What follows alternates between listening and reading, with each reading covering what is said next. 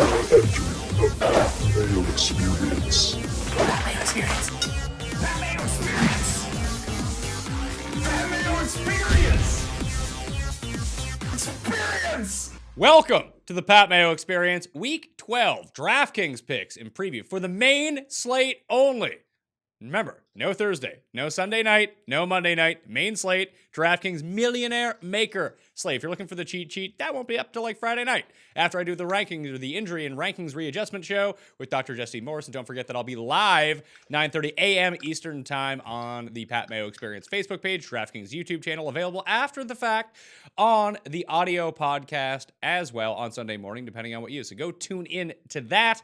If you missed the other shows during the week, what are you doing? And I do need to tell you about the Pat Mayo Experience DraftKings Open, $15 to play, 3 max entry, no rake, $45,000 of guaranteed money. The link is in the description of this video and podcast. If you want to get into a draw for 20 DK dollars this week, all you need to do is smash the like button for the episode, leave your DraftKings handle in the comment section, and tell me your single favorite play, any position, below $4,500 this week on the DraftKings main slate. But if you want to get into a draw for 50 DK dollars, subscribe to the Pat Mayo Experience audio podcast, download the episodes, leave a 5-star review, DraftKings handle, something you like about the show. Then you're in a draw for 50 DK bucks, even better than 20. It takes like 30 seconds to do. You might as well check that out. It's the best currency you can give the show. Instead of paying for the show, just leave a review. That's how you can help out. Davis Mattek from Daily Roto is on the line right now. How important are iTunes reviews, Davis?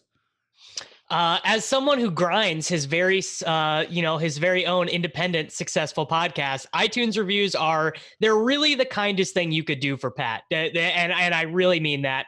If you care about Pat at all, or if you care about me, go rate and review our podcast on iTunes. Yes, the Take Cast for Davis, which I will eventually be a guest on. When's that show coming out? We recorded it like 3 weeks ago. It comes out tomorrow? It's coming out tomorrow. All right, so catch me on the Take Cast tomorrow. I forget what we talked about. I think I gave out Pete. I forget what I'm gonna have to listen. I'm gonna have to listen back to it tonight when I write up the description. I think I gave out Pete Buttigieg 7-1 or 8-1 to win the Democratic primary, but he is no longer that deep. He's like 4-1 now. You still like it at 4-1? I wouldn't bet it at 4-1. No. I guess that's what I get for not having other guests lined up. I had a guest cancel on me, which I was gonna run last week, which is why your show did not come out last week, and then it ended up getting pushed. How dare you? You did have Brian Hill on the show. Did he tell you that everyone was going to use him on DraftKings and that he'd suck? No, he did tell me though. He said, "I do not care about your fantasy team." Like he straight up said, he's like, "I do not care about this at all. Some guys care. I don't care at all." Oh, did he reveal who the guys that he plays with who do care? He did not. I kind of tried to probe it a little bit. If I had to guess on the Atlanta Falcons, who cares? My guess is Calvin Ridley is the number one guy who cares. I would say that Austin Hooper, after the year that he's had, I know he's hurt, but he definitely cares. Yeah. Yeah, he definitely cares. Yeah, I think Hooper and Ridley seem like the two guys. Do you think that now that we have this new wave of coaches who grew up in the era of fantasy football, like Kingsbury and these guys, do you think that they coach the way that they do, like settling for field goals every single time because they have like fantasy matchups where the other team has like David Johnson, or like, screw this, I'm just going to sit David Johnson and kick field goals to win my fantasy matchup? I mean, I think they do the exact opposite. I think McVay and Cliff, who are like the two really young guys, I think that their brains have just been ruined by the era of football that they grew up in, like, because they know that they're just going to get trashed on social media, kind of regardless of what they do. So like, I think McVay, which people think of McVay as this mega sharp dude who uses analytics and all his decisions. Perhaps no one is more cowardly on fourth downs in all of the NFL than Sean McVay. It's atrocious, his decision making. All right, let's jump in to running backs on the main slate for Week 12. Christian McCaffrey's at the very top. But the guy I wanted to talk about, we just hit on.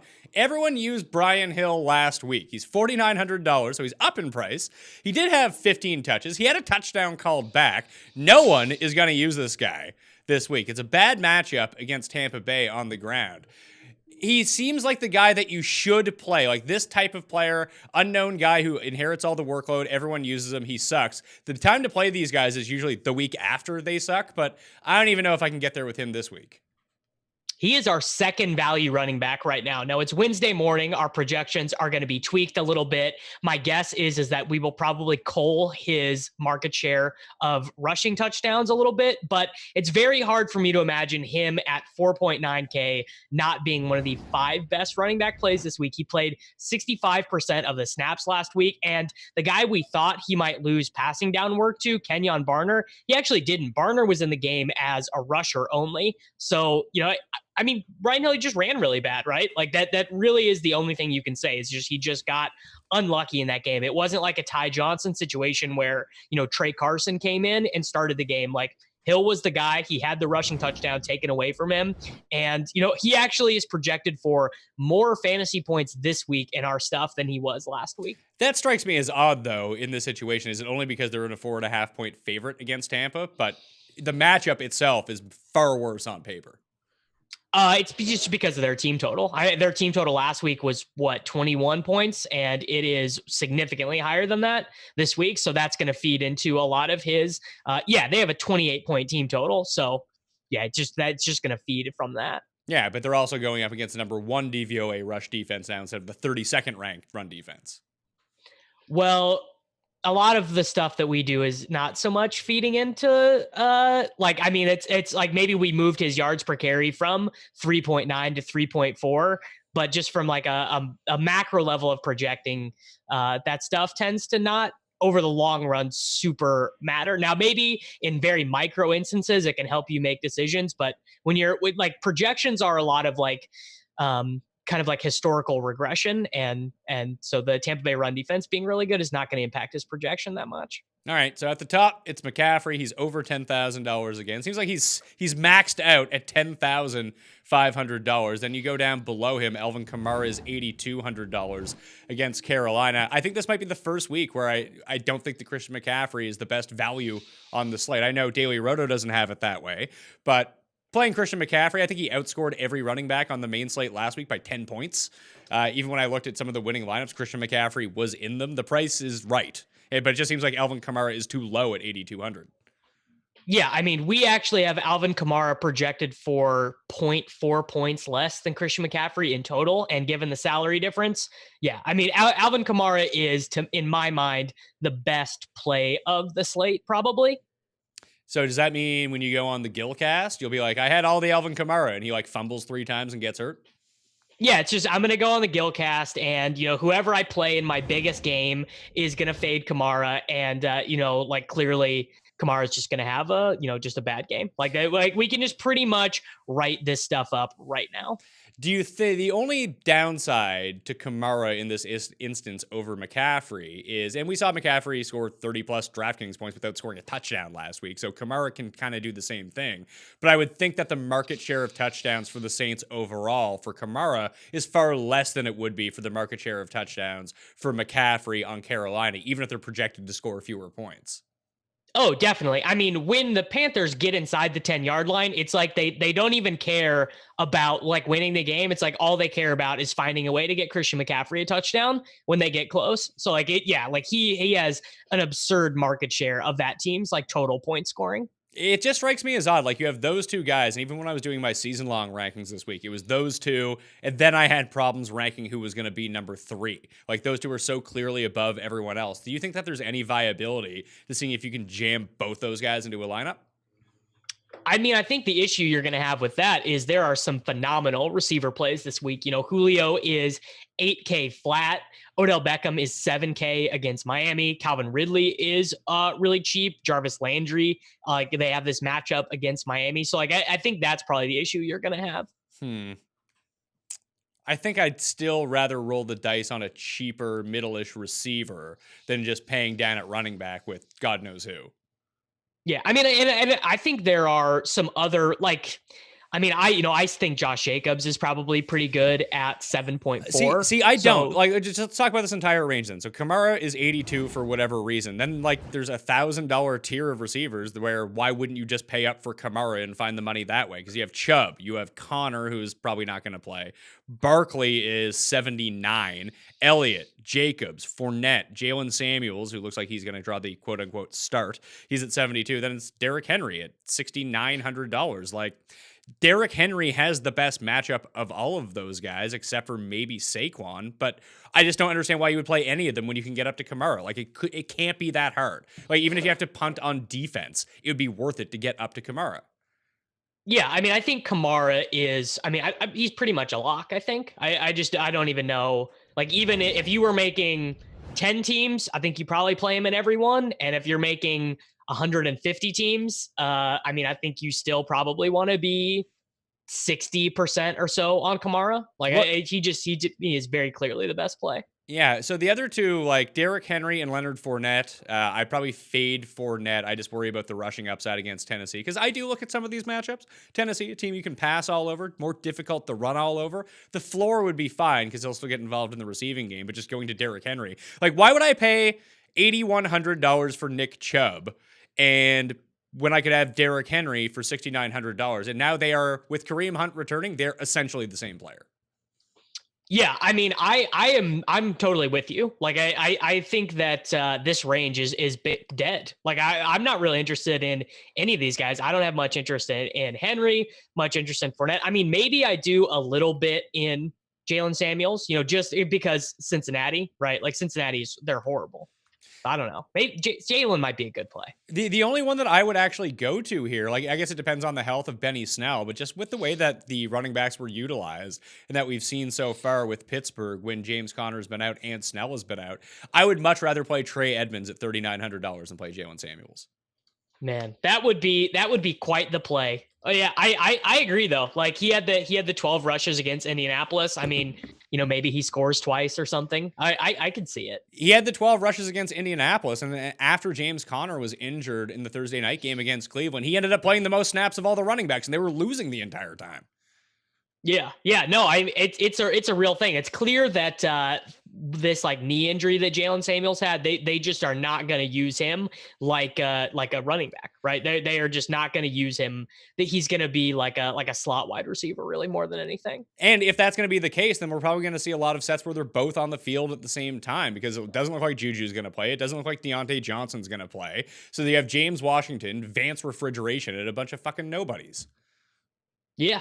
No, but that's the thing though. Like the fact that they have so many guys out and that their passing game is so limited with Mason Rudolph anyways, like if we think we can get 8 Jalen Samuels carries and 10 Jalen Samuels targets, that's a pretty interesting player to me at 7,200. I just don't think that you need to pay up in that range to get him in particular when you can have a guy on his own team who might touch the ball 15 times for 3,900. Yeah. I mean, Henry is probably a better play. I hate Derrick Henry, but he's probably the better play. All right, so the entire 6K range below Derrick Henry, you got Carson, Bell, Latavius, Mixon, Kareem Hunt, and now we're into the 5,000. There's just not a lot of people in the $6,000 area.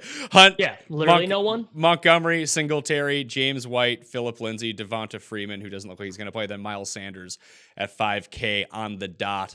Looking at it, I can make a case for Kareem Hunt. I'm not going to lie to you, just with his patch catch. Like basically everything you just talked about as it pertains to Jalen Samuel, you can get from Kareem Hunt, and it's probably more solidified. Yeah, Hunt would be the only guy I would anticipate having in like my MME mix at all. Not interested in Mixon at all. Not interested in Lindsay? So what happened with Phillip Lindsay is ever since Brandon Allen took over, they just have stopped throwing to the running backs. The running backs went from having over 25% of the target share in the Denver offense to having 9% of the target share in the Denver offense. So for Lindsay, we're talking about him, like the Broncos having to go to Buffalo and him having to score twice. And, they still give Royce Freeman some goal line work. So I'm not like, I would probably play Singletary actually over Lindsay. You know who might actually be a play here? David Montgomery at $5,500. In the games when Chase Daniel has played, and this is assuming that Chase Daniel's starting for the Bears, those are the games when Montgomery got the most involved, especially in the passing game. You know what's bad for running backs who are already fat and bad? That they're rolling their ankle. It's not great, but he at least played through it last week, and now we have another week, and now you're facing the Giants. He is the worst running back that like fantasy Twitter ever convinced themselves was good. David Montgomery is no different than Bo Scarborough. See, that's fantastic news. And one thing I really lucked out in the preseason where where I usually go against, like, I actually bought into Chris Godwin this year, which is now turning itself on its head. It was great through like 8 weeks, but just having Jacobs over Montgomery as like a stand flag in the ground. It was a big print. Yeah. And it's huge too, because like Montgomery was being drafted ahead of Josh Jacobs for whatever reason. Like a lot of my teams got laughed at in the preseason during draft time, only because I wasn't taking running backs in the first 2 rounds because I never ended up with like a top 5 pick. I'd always pick at the back end, so I'd go like Kelsey and a receiver, but all my running backs are the same on all my teams. I took Jacobs in the 3rd round and Chris Carson in the 4th round, and it's been great. I mean, good for you on Carson. I did not take very much of Chris Carson, but Josh Jacobs is my Josh Jacobs and Damian Williams are 2 of my highest owned running backs. So one of those worked out and one of those did not. But I can very happily report that I have David Montgomery on 0 of my, I don't know, a crazy amount of fantasy teams that I drafted. I think David Montgomery is more likely to be out of the league after his rookie contract than get signed to a second contract. I mean, I can't imagine that there are unless you're an elite running back, how many actually stick around after your rookie contract? The percentage is very low. Like a third round running back who's bad as a rookie. I bet that the historical odds would say that guy oftentimes does not get the second contract. If you go to dailyroto.com right now and use the promo code THEPME, you'll get yourself a discount. You get access to all the strategy articles, all the write-ups every day, and you can get all the sports if you want, but the optimizer and the projection system for NFL is the best in the business. Did someone win $1 million last week? Someone won $1 million using the Daily Roto tools. NH Payne used the Daily Roto tools, and of course, banked $1 million. Why not? So is that double-digit millionaire maker winners now? I believe that's number 9. I can't. There might have been a 10th this year. I can't. That's a lot of guys in. No, that's 10 because Nam saying won. So NH Payne was number 10. Oh yeah, double-digit millionaire maker winners from Daily Roto. So you might as well get access to the same tools. When are you and I going to win $1 million? Never. Pat? It's never going to fucking happen, man. Because I see the projections that they spit out, and I'm like, well, I don't think that's right. That's stupid. I'm going to play this shitty guy instead. Yeah. You do the same thing. Yep. Oh, of course I do. Every week I'm G chatting. I'm talking to Drew and Mike, and I'm like, actually, I have a great example for you of this. DK Metcalf, the week that they played the Tampa Bay Buccaneers, he had 35 DraftKings points in that game and was on the Millionaire Maker winning team. And I spent all week arguing with Drew and Mike that our projection on DK Metcalf was too high and was too aggressive, and they didn't listen to me. Thank goodness. I see. That's why they're the professionals and they're the ones who input the data, and you're just the guy who comes out and talks about it. Right. Exactly. Yeah. I'm the media guy. I'm Stephen A. Mattek, and they're the guys doing the hard work. Oh man. That's what you should definitely do. You want to blow up your Twitter, do some blackface and go as Davis A. Smith or Stephen A. Mattek. There you go. You will get all the mentions, Davis. I swear to God. I don't know if that's the type of engagement that I want to be chasing. That's probably, I don't want to do it. Not something that I would do, but I'm just throwing it out there as an idea. Not your best idea. Not your best idea. Although you're right. It would, there would be a lot of engagements to be had. There would be a lot of, listen, that clip would be shared. I'll tell you that much. Yes, it would. That would, I would definitely be a viral moment for my Twitter account. Yeah. So I bet you the Daily Roto optimizer loves Miles Sanders this week because I don't like Miles Sanders. Because I think that Jordan Howard's going to end up playing. And if Jordan Howard plays, I want to play him against Seattle. Yeah, if Jordan Howard plays, then Miles Sanders is going to go to being a nothing play. But if Jordan Howard does not play, yeah, Miles Sanders right now is our top value running back of the week. And I get it. Like his market share of targets, I think looking at it seems right. And he played 60, he got 11 carries to Boston Scott's 7. And this is, this is just going to be an easier matchup for them than playing against New England. See, and I don't necessarily, it is an easier matchup on paper. They're favored in this game, although the Patriots' run defense isn't great by any means. The problem with Miles Sanders is that he's not a good running back. He's like a scat back. And once we get into the situation, we've seen Doug Peterson do this with Eagles running backs anyway. The fact that Boston Scott got 7 carries should be somewhat concerning, especially that now that Jay Ajayi is going to be active for this game. Lord knows how many he gets. I just don't think that Miles Sanders is going to get any of the goal line work, and that really caps his upside. Yeah, I mean, if it's definitely true that he gets none of the goal line work, then it's basically you're like, okay, he's got to get like 6 receptions to have a good game. But if Jordan Howard does not play, Miles Sanders is going to be like, I'll probably play him in cash, and he'll probably be one of my highest owned running backs in tournaments. Well, I'll do to Miles Sanders what I did to Brian Hill last week. Full fade. Just don't do it. Well, full fade on Brian Hill. I mean, what a sharp move, Pat. You should have printed last week. Yeah, but I didn't because I played like the worst other The problem with fading the problem with fading Brian Hill last week was if you look for a pivot in his price range, they all sucked. Yeah, I mean, there were very few running back values last week. Like the guy in his price range that came through because of garbage time was Carlos Hyde of all people. Carlos Hyde, yeah, he did. What a that game really sucked my will to live. I'll be honest with you. Yeah, so when you make the sharp move of fading Brian Hill, but then you play like Deshaun Watson, it's like, oh, great. That game had a total of 50, and oh man, Houston was so bad in that game. They were so bad. Yeah. Like, and they didn't even really start trying to pass the ball until they were down 21-0, which it's always a brutal sign. I should have did the sharp thing when Garion was in here on Sunday morning, be like, you know who you need to play? Kalen Ballage. I was like, what the fuck is wrong with you? And then it turned out that he was right. Kalen Ballage. Yeah, I mean, what? Oh. He was so like he is having one of the worst running back seasons ever. He's going to be like the first running back ever to get over 100 carries and less than 2 yards per carry. That's fine as long as he continues to catch and get all the goal line work. And he's going to be $4,400. Like they're gonna start using this dude Patrick Laird. I'm pretty sure Patrick Laird is gonna get like 15 touches this week. Why does everyone think that?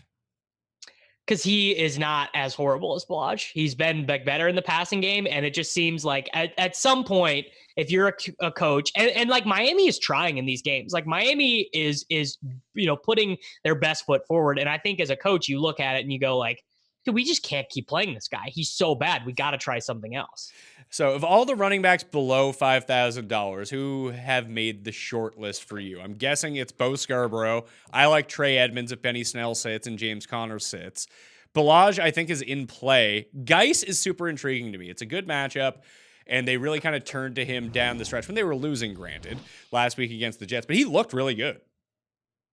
Well, he looked good on his one play. Yeah, but just he looked good on one. He looked good on one. No, play. He gained a lot of yardage on one play. But when we're just talking about like quickness, getting to the outside, he had it. Like he looked good. I mean, yeah, he is better than Adrian Peterson. I don't have any doubts about him being better than Adrian Peterson. But I don't know. I would rather play Ballage than Geis, honestly. Yeah, I would rather play Ballage than Geis as well. But would you rather play Bo Scarborough than Geis? No, I mean, Bo Scarborough got no targets. So like he's got to score 2 touchdowns to be in any kind of GPP winning lineup. I will probably run a very narrow core of running backs this week and spread it more at wide receiver, I think, because there just are, to me, there are like maybe 10 good running back plays. Yeah, if you are going to pay down, like I'm still trying to think about ways to jam in McCaffrey and Kamara in my same lineup. And that probably needs one of these guys down here, potentially, or maybe just 2 cheap tight ends or something like that. But like Sony Michel at $4,600 against Dallas, like one of these games, Sony Michel is going to score 3 touchdowns. Like, is this the price point where you take that dive? I mean, New England's going to lose this game by like 10 points. So has Dallas beat anyone? Has Dallas beat anyone good yet? Ask yourself that question next week. Okay. Well, I mean, what if we do? And then people will be like, well, the Patriots aren't good. No, the Patriots are just like they are what they are. They are better coached and they execute better than other teams. But when they play super talented teams like the Ravens or like the Dallas Cowboys, who are not as well, the Cowboys are horribly coached. They are maybe one of the 5 worst coached teams in the NFL, but they have so much talent that they just can occasionally win these games. All right, let's move to wide receiver then. Michael Thomas is at the top, $9,300, down in price despite having a really good game against Tampa. Then Julio at 8, Lockett, Evans, Godwin, Beckham, Edelman, John Brown, Amari Cooper, Kenny Golladay. That's what we're looking at for the top 10 in pricing. Feel like I'd rather play Kamara than Thomas. I like them both, obviously, but I'll take the price discount with Kamara. Julio, I get it. I think I'd rather play Odell over all these guys. Yeah. To me, I think Julio and Odell are like the two very best plays of the week. And then everyone else to me is secondary to them. I really feel like those two are just such strong plays. So yeah, I think I will probably play both of them in cash games, and I probably in like my hand built team. So like my single entry and 3 max teams, I'll probably play Julio in all of them. I don't know if I'm going to go to Julio or not this week because I do want to play Beckham. And like I told you, my preference for what to do at running back only allows me to pay up for one other guy if I go with that build. And I haven't really worked through all of it yet. But if I use McCaffrey and Kamara at running back and I try to squeeze Odell in there as well, how much am I left with in terms of price? Things are getting thin for you. Let's see. I have $4,000 left. I can make that work. I just need, you got to tell me the values and I'll just use them. Well, I do have one value wide receiver who I really like, that like probably way more than consensus, which is Randall Cobb. Amari Cooper played only 55% of the snaps last week. He's dealing with this lower body injury. I basically expect Dallas to abandon the run game pretty much entirely once we get to the second quarter. I think what's going to happen is they're going to start the game. They're going to try and run Zeke on first down. It's of course not going to work because Zeke is basically just David Montgomery now. Guy looks horrible out there every single snap, and they're going to get down either 10-0 or 14-0, and then Dak is going to start throwing the ball, and Randall Cobb is going to get 8 targets probably, and Amari's going to have to deal with the Gilmore shadow coverage anyways. So that probably shifts a little bit more of the volume to Gallup and Cobb anyway. I was looking at the slate in terms of over-unders. There's only the one game that's over 50 this week. I think the next closest one is 48. So there's like 2 or 3 sneaky shootout games that we're not going to see coming because that happens every week. Is Patriots-Cowboys a potential shootout? Yeah, because the Patriots defense has shown that when they face, competent offenses, not the Philadelphia Eagles, more like the Baltimore Ravens, they can be had, right? And the Dallas Cowboys actually lead the NFL in yards per play. So I would think that there's definitely a possibility of that. And as we know, Dallas is horribly coached, and the defense is not going to be ready for whatever it is that Bill Belichick throws at them this week. And I also think that Belichick is smart enough to know that I think that he's going to use more Rex Burkhead in this game. I think they're not going to do the Sony Michel thing much in this game against Dallas. I can potentially see that. I was just talking about the price point for Sony Michel. We know what his touchdown upside is. It's a lot for the price that he's at. It's almost like Jordan Howard, where he's at if he ends up playing. Like, he's so cheap in a decent matchup. It's like, well, I mean, he could have 3 touchdowns here. He gets all the goal line work. That would be something to look at, but I do worry a little bit about this Patriots offense and how many points they can put up. Like, they probably do score a defensive touchdown in this game. I mean, they score a defensive touchdown in every game pretty much. It's just like what they do. Basically. But the problem with Cobb is he's $4,800. Like, he's not super cheap. No, but I mean, you do probably need, in most constructions, you need one wide receiver cheaper than 5,000, and it's gross. Like, James Washington is there with Smith-Schuster and Dante Johnson injured. Tyler Boyd, probably not. Hunter Renfrow. Like, I was going to say the name you didn't hit on it, $4,100. If Alshon sits again, I like this matchup. Nelson Aguilar. I hate Nelson Aguilar, but this is a perfect Nelson Aguilar spot. Yeah, and he deleted his Instagram because so many people were being mean to him.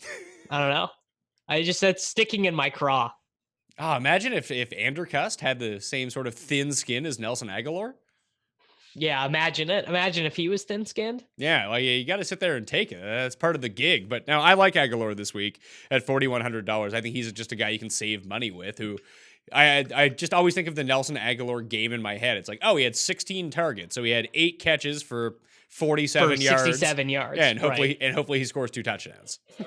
Yeah, that's the Nelson. I mean, if you play Nelson Aguilar this week and you get 12 out of him, you probably feel good about that. So now my lineup is looking better. It's got Nelson Aguilar in it. All of a sudden, I still have $4,100 left per player. So is there anyone even cheaper? I thought I had a Russell Gage touchdown last week, but then it didn't count. That was no fun. Yeah, they called it back. No, I mean, as far as cheap guys go, it's not great at wide receiver. Yeah, it is. It's like, Hunter Renfrow. I mean, yikes. What Adam Humphries, I guess. What about Alex Erickson if Tate and Green are both going to sit? Yeah, if both of those guys don't go, I mean, we could definitely see the issue that I have with the Bengals is I would probably just rather pretend that they're not on the slate. This guy, Ryan Finley, Pat, is I mean, he is an embarrassment to the game. Like he is, I think, the most weak-armed quarterback I've ever seen in the NFL. He's a disgrace to the game? Like Happy Gilmore was to golf? Like he just shouldn't be in an NFL roster, I think. Like he's too horrible. So what is the point of playing him? Like, is this their way of tanking by not playing Dalton?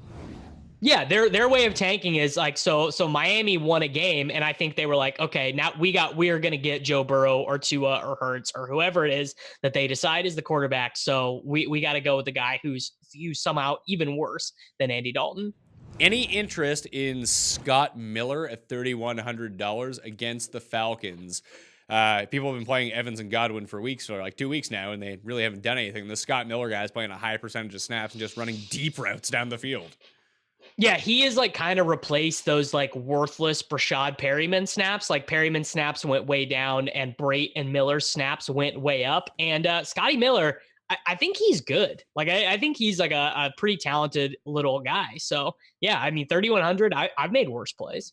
And like if you're playing like a superstars and scrubs type roster, like the $3,100 or $3,300 type of guy you want to play probably isn't the Hunter Renfrows of the world. It's the guy who can make bank on one play. Yeah, I mean, especially in tournaments. Yeah, you'd rather have Scotty Miller who could have 3 targets, 94 yards, and a touchdown. Like you'd definitely rather have that. Yeah, sort of like the old school Ted Ginn game at $3,800, either 0 or 28 DraftKings points. Oh man, the prospect of you finding a new Ted Ginn, like you have to just be giddy. Well, the other one who's down there in the like 3K, I think he's $3,300. Like Miami's a 10-point dog against the Browns, whose defense got significantly worse after last game, especially from the pressure department. I know Denzel Ward's still back there, but Allen Hurns played 90% of the snaps, and there's like no one left on Miami. I know. You're right. It sounds gross, but he's a guy who's going to get like 6 targets, and he's 30. No, you are. You're right. 3,300.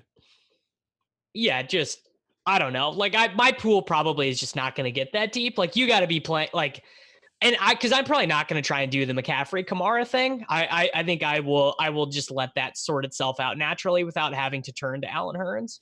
Well, the only other one who's down in the 3K level that I like is good every week for the over on his receiving prop, Demaryius Thomas. You want to pencil in a guy for like 5 for 45? He's your man. Eventually, he's going to score a touchdown.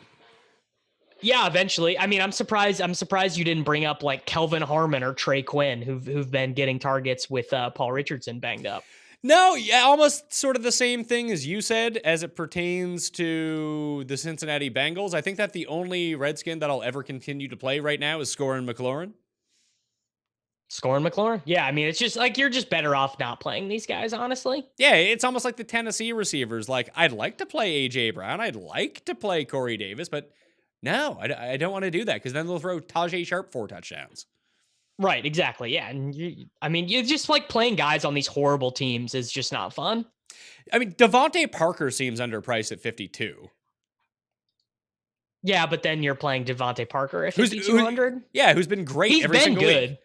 Yeah, he has been good. I don't know. He's like he started out the year being horrible at converting his air yards, and now he's running like way above expectation at converting them. And you kind of always have to fear that the inefficient game is coming for him at some point.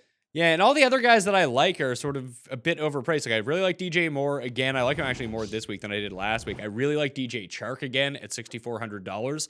That's the matchup that you want against Tennessee. You want the speedster guys on the outside. Remember, we saw Mike Evans light them up, and all of a sudden, like, Chris Godwin was nowhere to be found because you can just throw bombs down the sidelines and you can have your guy run underneath of it with no one else around him. So I would like to get up to him. But again, if I'm going to do this build where it has Kamara, McCaffrey, and Odell, probably can't afford it unless you give me some like ultra low type players. Yeah. And I mean, I'm totally with you on Shark. I think Shark is he is like the number 6 wide receiver in fantasy. And he just is like, he's very rarely owned in these large field tournaments. Well, his price point's always super weird. He always falls in that dead range where it's like more fun to play Hollywood Brown, who has 2 catches, instead of Chark, who scores 2 touchdowns. Yeah, no, you're very right. It's like somehow if he was like 7.3K, I actually think people would like play him more. Yeah, Sutton is the one with the bad matchup this week that should be super owned, but won't be because he's going to draw Tre'Davious White. Would you just play him anyway? Yeah, I mean, his target volume has been the most stable of any wide receiver in the NFL. He's gotten 7 to 9 targets in every game he's played this year. So yeah, and I mean, matchup really does not matter to that dude because he's so big. It's crazy. Like he can just get open against any corner. I guess the last one is, what do you project the ownership will be on Tyler Lockett coming off this leg injury? I guess the issue that you're going to have with him is like, what if we should talk about what happens if he's not active? What do you do with Metcalf and with Josh Gordon and Jacob Hollister? Well, I'm going to throw a bit of cold water on Jacob Hollister because Dixon and Wilson are both going to be back for this game. I still think Hollister is the better play of the 3, but just having the presence of those 2 and just eating away at snaps from him. Snaps, yeah. Might just, it's hard to score touchdowns from the sidelines unless you're Shaq and Shaq versus and pick off Ben Roethlisberger just walking off the bench. And I don't think that counts in the NFL. That only counts on Shaq versus Davis. So it's going to be hard to score. It only counts on Shaq versus. Exactly, yeah. So I don't think we get Shaq versus points here. No bonus for that. But if he's only going to play like 55 to 60% of the snaps and like 85 to 90% of the snaps, like that's a significant hit for him. Yeah, no, that's a huge hit. Yeah, I completely agree. As back to the original question, I don't think that Lockett is going to be like that chalky. No, I don't think anyone's going to own him. That was the whole point of bringing it up. Yeah. And I mean, really, if you just played the Russell Wilson, Tyler Lockett stack every week this year as one of your, like, if you play 3 lineups, you do that as one of them, you'd be like way up on that on the year. What's Josh Gordon's price? 4,200. I'd probably play Josh Gordon at that price before playing Metcalf, I think, if Lockett wasn't there. I mean, yeah, they used him kind of more than I thought. Like he was on the field a fair bit in his first game, which I did not really anticipate. I kind of thought they would ease him in a little bit, but they were just like, nope, we got Josh Gordon, we're going to use him. And they went to him in like key spots towards the end of the game. Like he had no targets. Then all of a sudden they need to convert third and 12s nearing the end of the game and in overtime. It's like, oh, let's queue up Josh Gordon here. It's like, all right, that's really encouraging. Yeah, it's super encouraging because he gets open. Right. Yeah. I mean, it totally makes sense from like a why they would do that perspective because the dude's just going to get open. Quarterbacks and stacks. Russell Wilson is the most expensive quarterback on the slate. It's only $6,800 though. You take Lamar off the main slate and all of a sudden quarterback's a bit more reasonable. So Wilson, Ryan, Breeze, Josh Allen at 64. Stafford ain't playing. Winston, Carr, Prescott, Brady. That's your $6,000 range. Where's my guy? I'm going to play him again this week. Jeff Driscoll, 5,500. Lock him in. You're going back to Driscoll even though he's expensive now? He's not expensive. He's 5,500. I'm just gonna play Jameis a lot, like maybe like in over half my lineups probably. I did that. I tried that out last week as well. He almost got there. They were on the goal line and just couldn't do it. But 6,200, yeah, Jameis. Doesn't this feel like one of the reasons I like Odell so much this week is he's finally got through the hard part of his schedule, and they really do seem like they want to get him the ball. Yeah. Like they want to make him happy. They want to let him have this 3 touchdown games, and maybe just say fuck it, play Baker and Odell. Yeah, Baker. I really like for tournaments, and I guess if I'm gonna take this Julio stance, like I'm gonna have to be playing Matt Ryan in these lineups. You know, Matt Ryan with Ridley or Julio, and then one of the Tampa Bay guys as well. The guy who's projecting really well for us, who I am not going to play under any circumstance, is Carson Wentz. Just not a freaking snowball's chance in hell that I'm going to be playing Carson Wentz with my American money. it's funny because when we did the pick show, we all picked Philly because we just assumed everyone was going to bet Seattle, and that line doesn't make sense. So usually when that happens, take the nonsensical side of the line. He hasn't looked good. That team hasn't looked good. Obviously, Seattle has been great. Russell Wilson's the MVP, and that was kind of leading me towards Russell Wilson is not the MVP. He's not. No, Lamar is the MVP, but people will talk up Russell. If Russell Wilson wins this game by a bunch and the Ravens lose to the Rams, then all of a sudden Russell Wilson is the betting favorite to be MVP again.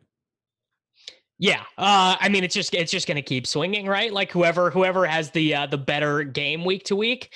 I don't know. I mean, Lamar, I don't know. He's so good. Well, Whatever. Well, let's have this discussion then before we really dig into quarterbacks here. Instead of just play Driscoll. Not a bad idea. Guy run 50 yards rushing last week. Davis.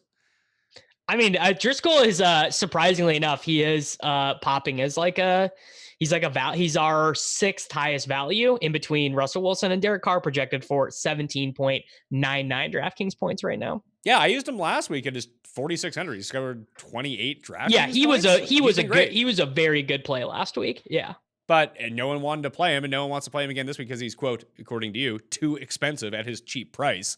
But everything that people want to get from Josh Allen, they can get from Jeff Driscoll at a cheaper price. Yeah, I think that's wrong. Josh Allen's he's very good for fantasy. Like, say whatever you want about listen, Josh Allen for real life. Like you're talking to me about Josh Allen, the guy who loves playing Josh Allen in fantasy every single week, but you're getting mini Josh Allen for $1,000 cheaper in a much better matchup. Yeah, but you get a finite number of lineups to create. And actually, I mean, this week Driscoll is like probably a better play, but just, man, I don't know if I can say that. Like Josh Allen, he really does just smash for fantasy.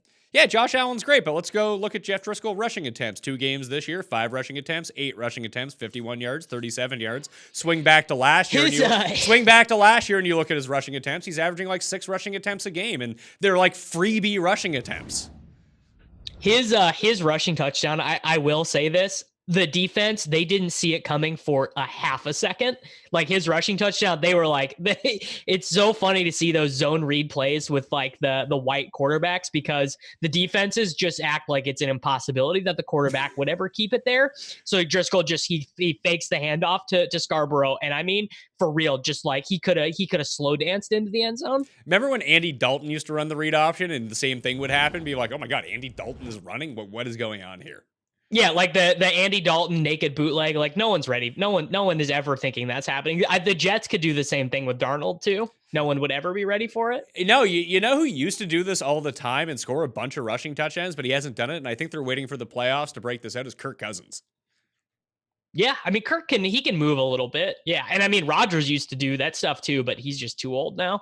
Oh, this is what I wanted to talk to you about, because I know you like Dak for MVP, or at least you think that he should be in the conversation for this, and I agree with you. If you look at the odds right now, him and Rodgers... Yeah, I bet him this week. Him and Rodgers are both like 16-1, I think, and where this has nothing to do with skill or even how great your stats are. It's a pure narrative award. But Dak can, like, if you think that Dallas can beat the Patriots, all of a sudden, if Dak throws for like 330 and 3 touchdowns against the Patriots... and beats the Patriots...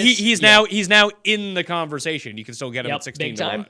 Especially if this line for Seattle, Philadelphia holds true, and Russ just like loses in like a really unimpressive way against the Eagles. Like it's just a gross game, and the Seahawks look terrible, and Russ is not able to mount any sort of comeback. It's gonna be big for like Dak will jump to like 6-1 probably.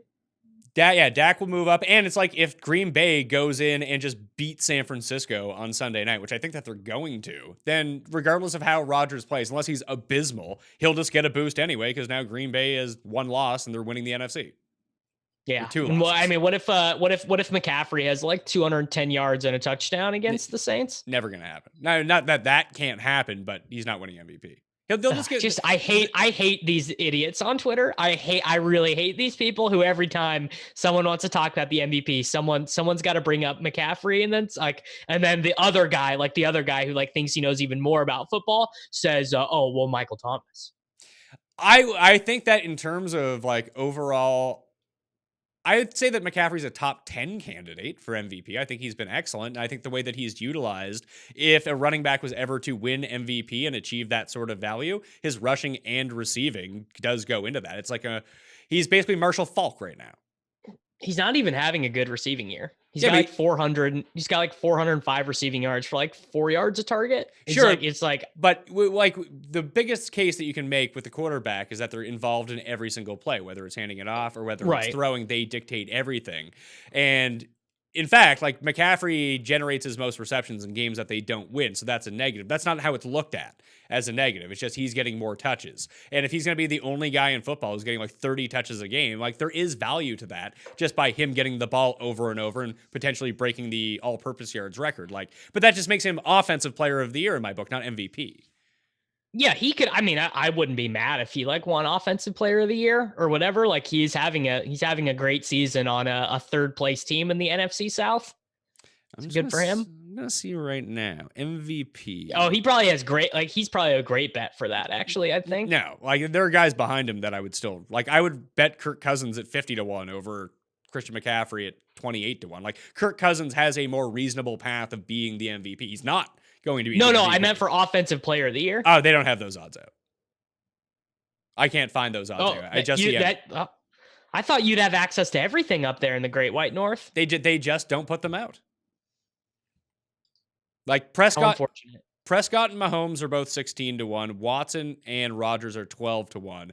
Wilson and Jackson plus 150 and plus 160. Like even if you bet the field, Watson, Mahomes, Prescott, and Rodgers, like there's a very good chance that one of those four guys wins over the other two. Like let's say Baltimore is peaked and now like they go 500 the rest of the year, still win the division, get the 2 seed, which is on the table. Then Jackson's not MVP. He was It'd be amazing MVP. Be amazing if Lamar got to play fourth quarters. Like if he just got to play every fourth quarter, that would be really good for his MVP candidacy. But he just like he stops at like 210 passing yards and 80 rushing yards because he doesn't play in the fourth quarter half the time. Well, Feinberg kind of pointed this out when we were talking about San Francisco, is that it seems like they've peaked early and now they're sort of on the downswing. Like they've played the best football they're going to play all season long. I worry the same thing may happen with the Ravens. I think the Ravens have kind of an easier schedule though. They do have an easier schedule, but eventually, like you just stop playing that well, and everything doesn't work as efficiently as it's going to. Yeah, so they get to end their season with the Bills, the Jets, the Browns, and then the Steelers team that probably will be starting Devlin Hodges at that point in Week 17. So like he's going to get a chance to pad his numbers there at the end. Okay, so Lamar is going to be the MVP. Yeah, he's going to be. Yeah. So let's not bet Dak then. I mean, 16-1 is pretty good. Like if they reel off, like, let's see what the Cowboys schedule is. I don't even know. Maybe they get some cake games too. Cause they get Washington. They get Washington, Philly, and the Giants again, I believe. Oh wow. Yeah. So the problem is they're going to have 3 tough-ish games in terms of defense as they're going to play the Patriots, the Bears, and the Rams, and those are going to be tougher games for his stats probably. Yeah. But so yeah, Lamar's going to win. But QB wins will go a long way in those games. Yeah, but Lamar is going to they're probably going to win 12 games. So Don't forget about the Cowboys narrative too. People love the Cowboys. I know people do love the Cowboys. That is great. Yeah, people would love for the Dallas Cowboys quarterback to win an MVP. That is a real thing. Do you have any thoughts on who might win the Super Bowl? I mean, I think the Ravens have to be the favorite for me. The Patriots are the favorite. The Ravens are second. I was looking at the Chiefs at 9-1. I think they get healthy they have the ability to get healthy for the playoffs, and them at full health is scary.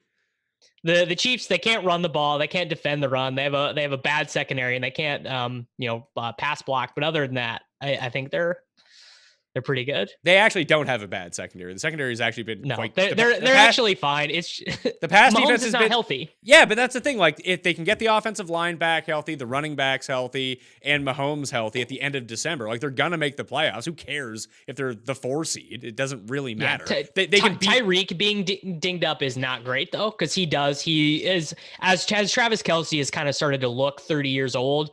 Tyreek is like a big part of that offense. Sure, but they don't need to win the Super Bowl next week. They can win the Super Bowl in February when all these guys have a chance to get healthy. Right, exactly. Yeah. But I'm with you. If you put the healthy Chiefs team in the AFC playoffs against whoever, like they're a coin flip to beat all the good teams, and they're a huge favorite to smash the bad teams. Yeah, I mean that's all they got to do, I guess. And I mean, I think this version of so if the Chiefs and Patriots ended up playing again, this version of the Patriots offense, I do not know if they're gonna put up 35. Like, I don't know if they're gonna be good enough to hang in like a heavyweight fight this time. Chiefs to win the AFC 4-1. Love it. Bills to win the AFC 33-1. Whatever the number is, I don't love it. Yeah, but they're behind teams that aren't gonna make the playoffs, and they're gonna make the playoffs. Like, they have the same odds as the Steelers to win the AFC. Steelers not making the playoffs, Bills going to be in the tournament. So that seems like the better bet. I'm not betting on the Bills, man. You can't make me. Well, you get into a situation where if they can their defense is good enough, they could stage a round one upset against Houston or something like that. Then you can just bet against them the rest of the way, and you already have that 33-1 in the bank. Yeah, I mean, I guess having a number that gets better is like if you're trying to be a smart plus EV sports bettor, just betting on things that the odds are going to get shorter in the future is like always that just shows that you are ahead of the market. But I'm not one of these smart sports bettors. I just bet on the games that I like, Pat. All right, so quarterbacks, if we narrow it down, you like Jameis, I like Driscoll, and we're probably both going to use Baker. Yeah, I'm in on Baker for sure. In on Ryan, obviously. Jameis is going to be, whatever. I'm going to eat the Jameis chalk. I'm going to eat the Russ chalk. Carr and Darnold actually are kind of interesting to me because these are two defenses that just have very, very bad pass defenses. And, also like, theoretically, the Jets were supposed to have a good pass rush, but they don't. And I could just see this game just being a total whelp fest where the defenses are so bad and each quarterback throws for 303. I would say the sneakiest of all of the stacks here this week is you play Derrick Henry on one side and bring it back with Foles and Shark. I'm in. Yeah, I love playing Shark this week. Yeah, and just that game has the potential to score a lot of points if teams attack the other teams the right way. You can run all over Jacksonville. You can't run on Tennessee. You can pass on Jacksonville, but not well. You're better off running the ball, which Tennessee can do really well, and you can pass all over Tennessee. Like that's a perfect match for a fantasy game of playing both sides of it. There we go. Shootout, Jacksonville, Tennessee, 30 points each side. Wonder what the you heard it here first. Wonder what the over-under is in that game. I'll pull it up right now. I assume it's low. It's 41.5. I like that over. All right, I'll bet this over right now. I'll parlay it with the basketball game that I'm going to bet tonight. Well, just bet the game single. You don't need to parlay. Parlay losing bet, pal. I literally just explained this to you like 3 minutes ago. Like I'm just here to have a good time. No, okay. I'm gonna bet here. I will bet the over. I'm gonna bet this basketball game that I like tonight, and I'm gonna parlay them. Okay, tight ends. If I'm going to play that ridiculous lineup I talked about, the stacked running backs, you gotta find a cheapie. Well, Hooper's probably not going to play. Ertz is now the most expensive guys that are playing at 6,000. I really like his spot, but I don't like that price. Like I'd rather allocate that money elsewhere. Ingram's not going to play. Waller's been piss poor for like the past 3 weeks. Cook, Hollister. I mean, I get Ryan Griffin at $4,200. I can get behind that. I preferred him last week when I played him at $2,900, but Fant at $39, maybe. I don't know. What about our Lord and Savior, Dallas Goedert? He's been the I think since week 4, he's been like the tight end 6 in fantasy, and basically is running the same amount of routes and being targeted as often as Ertz. Sure. I don't like any of these guys. I want to find the cheap tight end I can play. Maybe it's Hawkincust for the first time in like 8 weeks. No, I mean, yeah. Well, you have to do him, right? Because you got to find someone to stack with Driscoll. No, I don't think you need to. I think you can just play Driscoll. Just play Driscoll. I love it. No, I mean, I do really like Goddard. I don't think our numbers at DR do as much. Yeah. So here, you'll love this. We have exactly 2 tight ends as positive values this week, and one of them is going to change when practice reports get filed. So I think it's throw a dart at tight end week. So just basically fade ownership. Maybe Greg Olsen against the Saints. Yeah, so we have these are the players we have projected for more than 10 DraftKings points. Ertz, Waller, Fant, Jonnu Smith, because we don't have Delaney Walker active this week, and Dallas Goedert. So yeah, just like it's like if you like a guy or if you like a guy's quarterback, just stack him up with his tight end because tight end is so bad this week. Dawson Knox at $3,000 could be a play. Just I saw how much difficulty the Broncos had with Big Irv Smith and Kyle Rudolph last week, and Knox is like those guys but bigger and faster. Do we think that Cam Brate is going to just be a starting tight end for the Buccaneers this week? Like, do we think OJ Howard? We've seen the last of him. Don't play Bucs tight ends. Has it worked out for anyone yet this year? Have you played any one of them in the right week? No, but if Howard just does not play, Brate is good in those games, like historically. Sure, but why would we think that this would be any different than any other week where it's like, oh, now OJ Howard's going to play 99% of the snaps? Well, because the team just like last week, Howard wasn't even on the field. He was just outright benched. Like it was. Yeah, he was. But the week before that, he played over 90% of the snaps, and there was no indication that he was just going to sit last week. Well, the indication was that he had one of the stupidest plays I've seen an NFL player make this year. Hey, he tried to go around the back with the ball. It just didn't work out. What a donkey. It was bad news. It was really bad. Tight end sucks, man. Like I have Goddard in like my main team sitting here saved, but like if Goddard had 4 targets and 1 catch for 8 yards, am I mega surprised? No, I'm not. What has Hawkinson been doing lately? I assume he just drops every pass that's thrown his way. I mean, he's horrible, dude. I mean, he's not horrible, but he just, 2 targets in the last game, 6 targets against Chicago, 7 against Oakland, but just like, well, the big issue with Hawkinson is that Marvin Jones and Kenny Golladay are just like ahead of the pecking order, and now they're running in the red zone with Driscoll, so like he just is never going to score a touchdown, it feels like. Just roll the dice that it's like every second week the island of Dr. Moreau scores a touchdown and play him against the Jets because the Jets suck. How cheap is he? $2,800. Yeah, I mean, whatever. Yeah, we are really at a point where like if you told me you were playing Foster Moreau at like 10% in GPP, I wouldn't be like, yeah, that's horrible. I mean, Olsen should get targets. Noah Fant should get targets. Maybe we play Vance McDonald in this super cushy matchup. He's had 7 targets in each of his last 3 games. Maybe Vance is okay. Oh, Vance is so bad though. He's generally targeted, it seems, from watching Steelers games behind the line of scrimmage. I mean, yeah, he's bad. He's not good. You know what's crazy is people think of him as like a new player. He's been in the league for like 6 years. Yeah, but he like missed 3 years with injuries, so people just like they because he was always high. He was always a fun fantasy guy because he would like always a sleeper. Yeah, he'd flash a big game, then he'd get hurt for the year. Be like, oh, next year. It's almost like if Hunter Henry had missed this year again, although he ended up coming back. But you're like, oh man, he's so good in the 2 games that he played. Like, got to draft him high next year. Well, Hunter Henry is actually good. Yeah, it turns out. But let's say he had played these 3 games this year and got hurt for the year again. And they got hurt for the whole year. Yeah, and he'd still go in the 6th round next year. Yeah, and Vance McDonald's been kind of that guy. Where do you think Vance McDonald is drafted in fantasy drafts next year? Is Ben back or is Ben not back?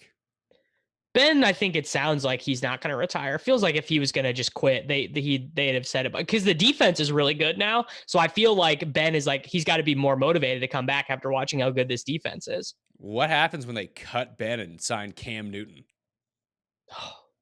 I mean, finally, more than anything, I just need Juju Smith-Schuster to be good again, because it has been heartbreaking how egregious he's been this year.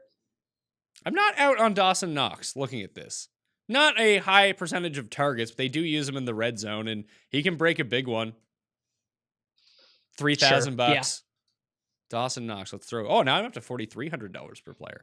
If we talk defenses, maybe I can find a cheap one, and I can fill out this team and not hate it so much. Who's at the bottom? I got a cheap defense for you. Let me guess. The Dallas Cowboys. No, dude, just go play the Dolphins. Screw that. Play the Broncos at $2,400. Sure. Yeah. Either one of them. No issue. Dolphin. I'm there for it. I would play the Dolphins if they were 1,500, not 2,000. Like, I'm not getting enough. I'm not getting enough. It sucks that it does suck that they did not make them just the dead man. I'm with you on that. Let's see. I think the Broncos are the best of these bottom end defenses at $2,400. Do you think you just bite the bullet and use the Falcons at 35?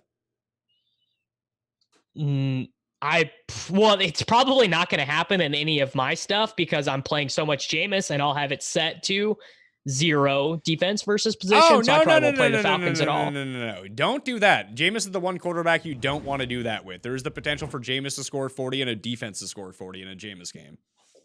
I mean, that is very true. Defenses that I do. I mean, my favorite defense this week is the New Orleans Saints for 3,300. The Cinderella slipper. It has fallen off on Kyle Allen. He is in that Ryan Finley category for me of like guy who just like really should not be in the NFL. No, that's too far of a take. You went too far one way. Now you've brought it back too far the other way.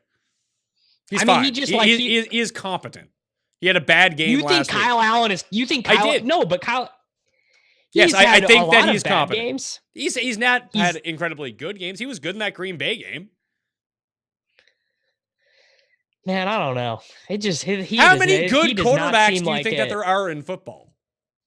Like 10? Yeah, and he's probably like 23rd, so he should be starting in the NFL. Do we want to do our definitive...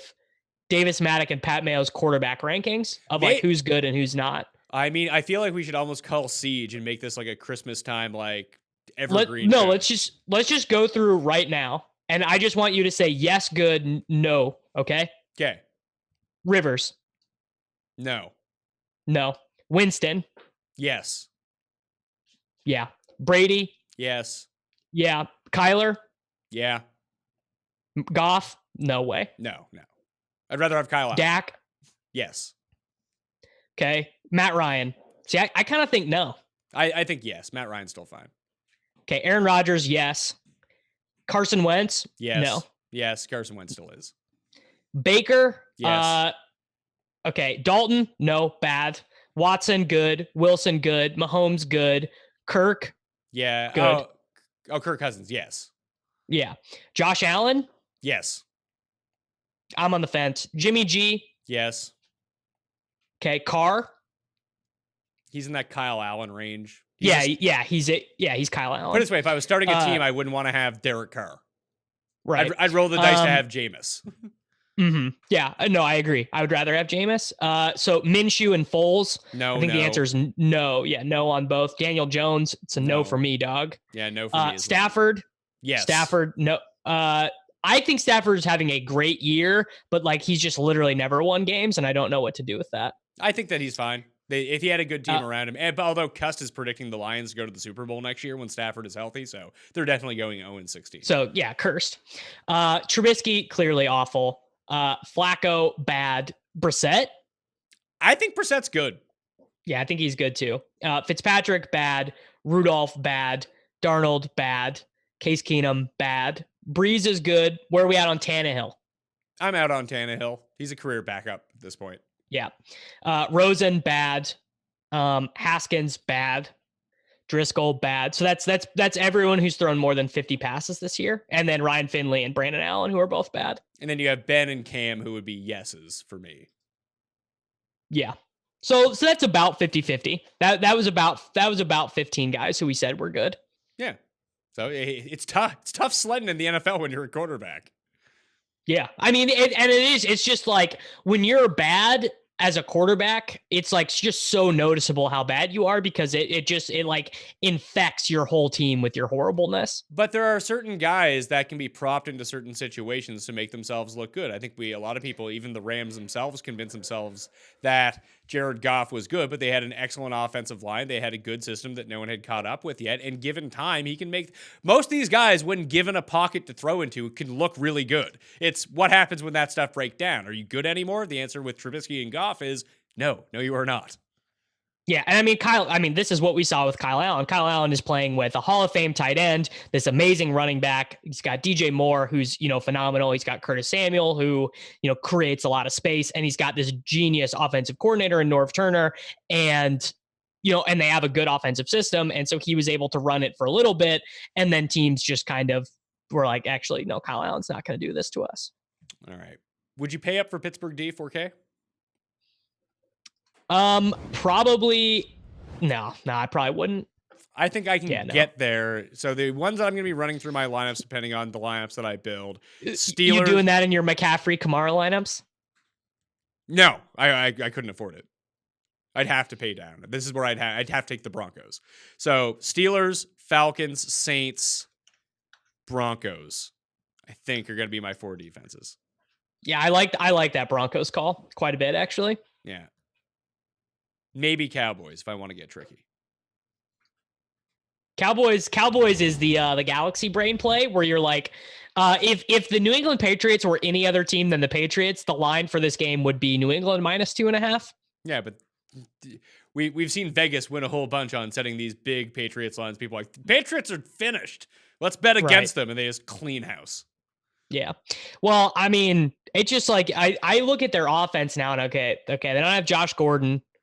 They got Edelman, they got N'Keal Harry, Dorsett's banged up. Like I just look at their offense, I'm like, they don't have good players anymore.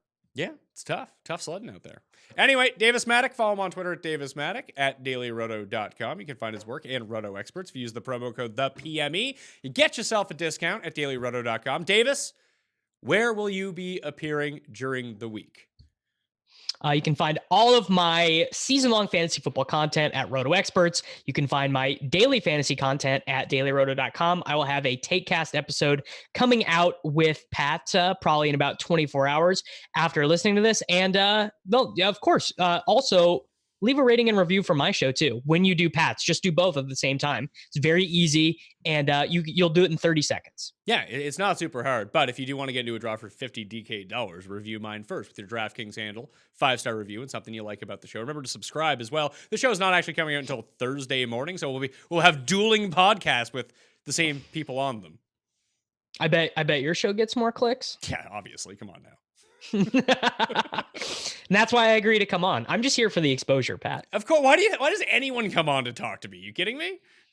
I actually love doing this show, and it's a great like I feel way more educated and ready to try and win money on this slate now. Well, it's good because we can both do no research because no one expects us to have good picks. It's pretty good. It's good. It's good deal. It is. It's really great. Yeah, it is. It is phenomenal. Yeah, when no one holds you up to a standard of actually being good at this, the expectations are so low that if you get one thing right, people are like, "Oh my god, what a week!" They just want people. When they listen to us, when they listen to a show and they're like, okay, we got Pat Mayo and we got Davis Mattek. All I want is to be entertained for 45 minutes to an hour, and I literally anything else is a bonus. Hey, and they got over an hour with this one. If they listen to the TakeCast, they're going to get another hour of it. Nice way to spend your Thursday, not going to lie to you. Anyway, I'm Pat Mayo. You can follow me at ThePME on Twitter, Facebook, and Instagram. Get into that draw for the audio for the 50 DK bucks. For 20 DK bucks, smash the like button for the episode. Leave your DraftKings handle in the comment section. Tell me your favorite player overall. Could be a defense, mind you. Under $4,500 on the DraftKings main slate. Cheat sheet will be up on Friday evening, or if I get too drunk, on Saturday morning. All right, I'm Pat Mayo. I'll see you next time. Pat Mayo Experience! Experience!